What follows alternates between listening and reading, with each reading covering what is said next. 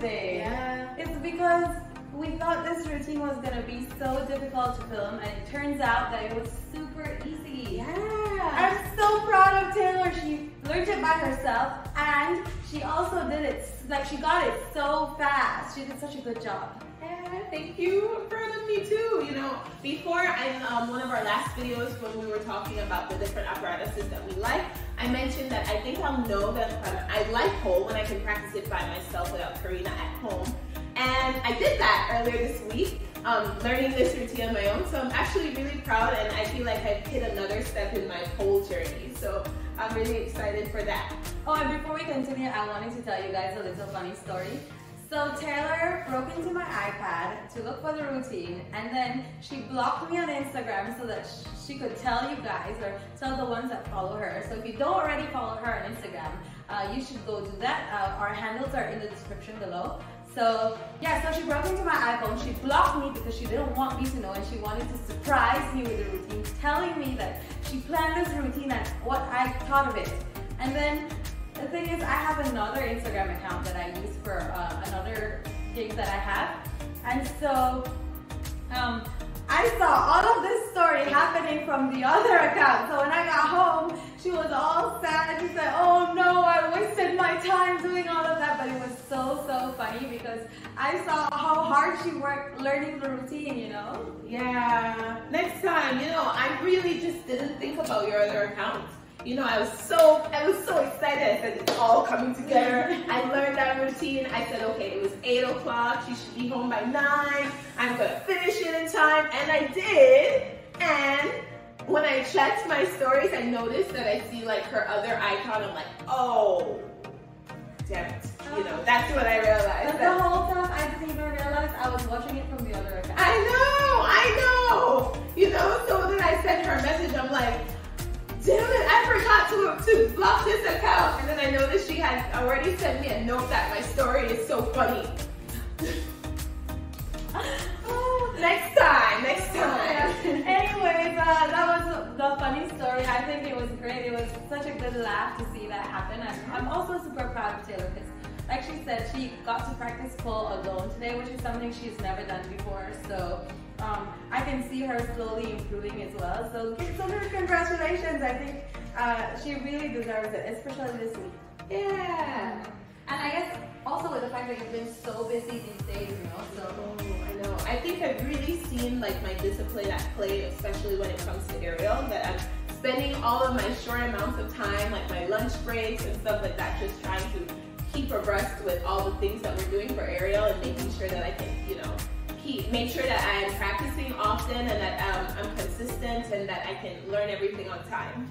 Yes. Yeah. Okay, good.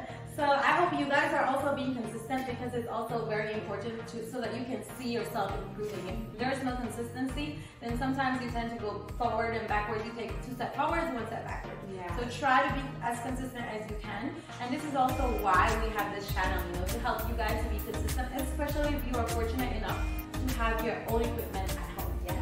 Speaking of equipment at home, we do have a link with Uplift Active, an affiliate link. So Uplift Active is where we get most of our aerial equipment, like rigs. You know, you can find crash mats there. We've also gotten silks from there that are really beautiful. So if you're someone who's looking to purchase aerial equipment at home or even for your studio, be sure to check out Uplift Active, and we'll leave a link for that in the description box. That's actually our affiliate link. So if you use that link, you are supporting us and supporting our channel, which we really appreciate. Yes, and you're also supporting other aerialists who want to learn and have access to resources that they don't need to pay for to be able to practice at home. So that also helps to support the entire community, you know. So thank you very much for using that link when you use it. Anyways, let's get on to this routine. Yeah.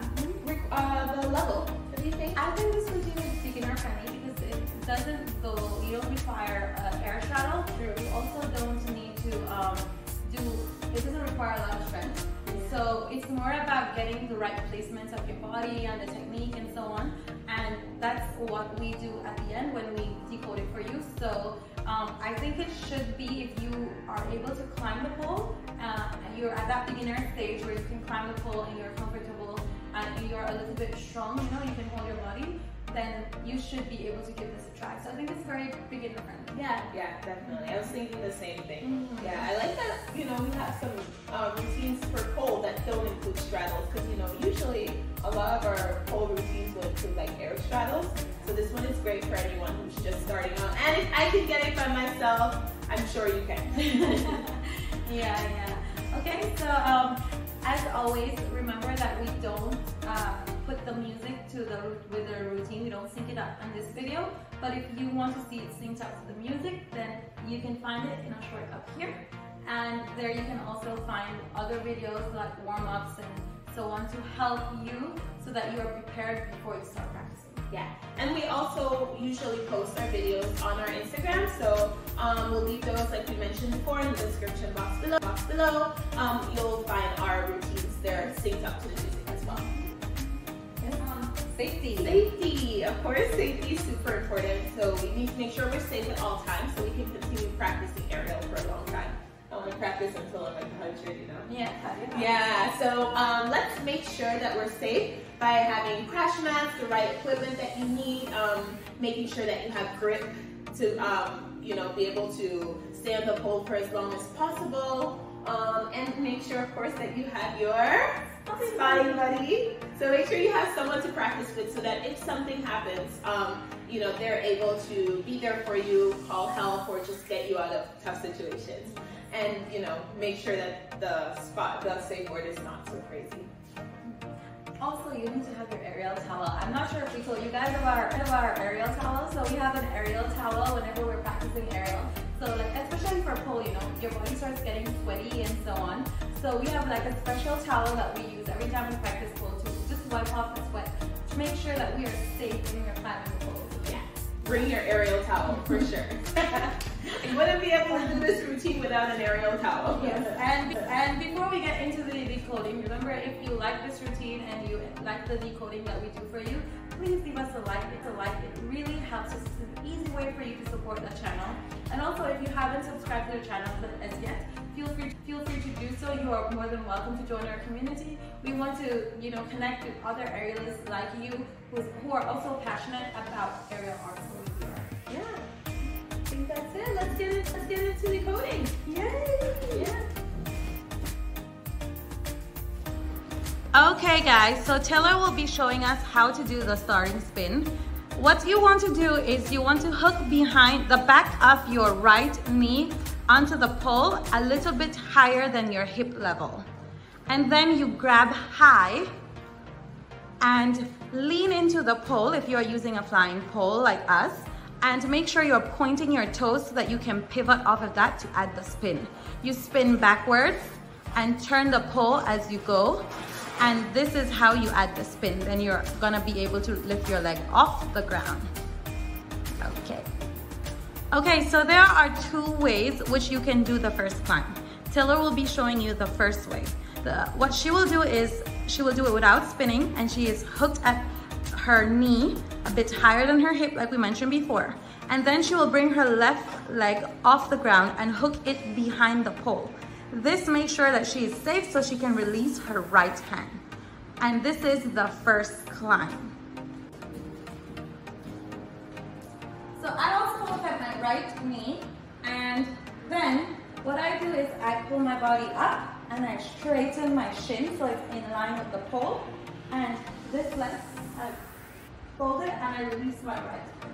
So this is the second way you can climb up the pole. After you have brought your hand back to the pole, you need to pull your body up, and then your right hand goes threaded into the pole and is rested on your hip. This allows you to release your top hand so you can stay hooked to the pole and your legs offer support. After you are finished with this position, your left hand has to grab back to the pole with your thumbs up. And then you can release the arm that is threaded onto the pole. And turn your body and come back to the pole. Here you can do one climb and then pull your body up and then do a walk. Yes, so your elbows are stuck to the pole. Or you can do the reverse and do a walk and then do the climb. This is really up to you, depending on the height that you are at. So we're going to explain the technique for the elbow hang on the floor first. So what most people usually do is when they try to do this, they hook their elbows at their face level. Then they are not able to fall off and put their body weight on their elbow. This is wrong. What you should do is bring your elbow to the level of your forehead and hook, and then you will see it's at an angle. It's diagonal. And then you push your stomach onto the pole, because this will also help you to hold on to the pole. And that's when you can release your left hand. Okay. So now Taylor will show us this off the ground. So you can see her elbows are hooked at the level of her forehead, and she's pushing her stomach in, and now she can release her legs and also release her hands.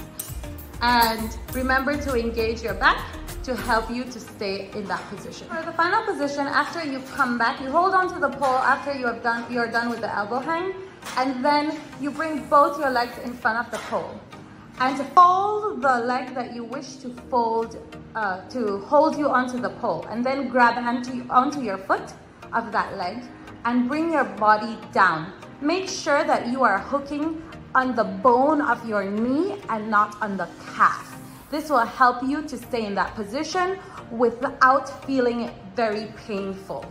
And then you bend the other leg if you are flexible like Taylor, or come up a little bit and hold on to the leg, and then go back down to get into this final position here. Thank you, Taylor. You come back up to the pole and you can come down.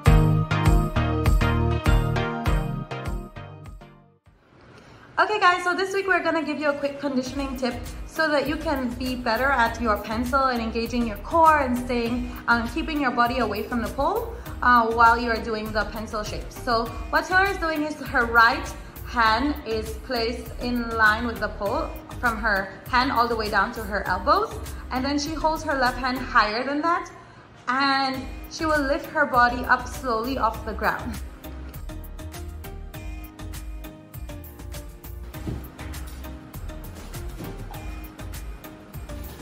You can see it's a bit hard for her to keep her body away from the pole, but the more you do this, the easier it should be. We recommend that you do 10 reps on each side. So next side. As always, it's so important to keep your body even and to make sure you train both sides. And I think it's easier for her to do it on her left side than on her right side. So give this conditioning tip a try and let us know if it helps you to get a pencil and keep your body away from the pole as you're doing it. That was so much fun, and I need it. Yeah, it was a lot of fun. Yeah. I feel like very accomplished because I feel like the time we're getting to film these videos are becoming shorter and shorter. So soon we'll be at a place where maybe we can start releasing more content for you guys. Yeah, I'm excited about that too. Yeah. Everything is taking a lot less time than it did in the beginning. I think our first videos would take us all day to do. You know, now we're really getting better at it. And also the fact that it's pole is one of our newer apparatuses, so we're not as well versed in pole as the other apparatus that we do. So it's the last one we both started with. Yeah. So I think that is in itself a big accomplishment. I think so too. Yeah. Yeah, okay, well, this was a lot of fun. Thank you for watching and practicing with us. Of course, if you like this video, be sure to give us a thumbs up. Really, really supports us. And also to subscribe to our channel. If you're not, this is your last chance.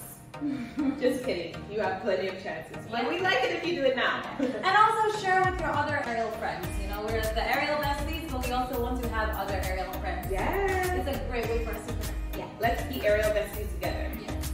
Until next time. Bye.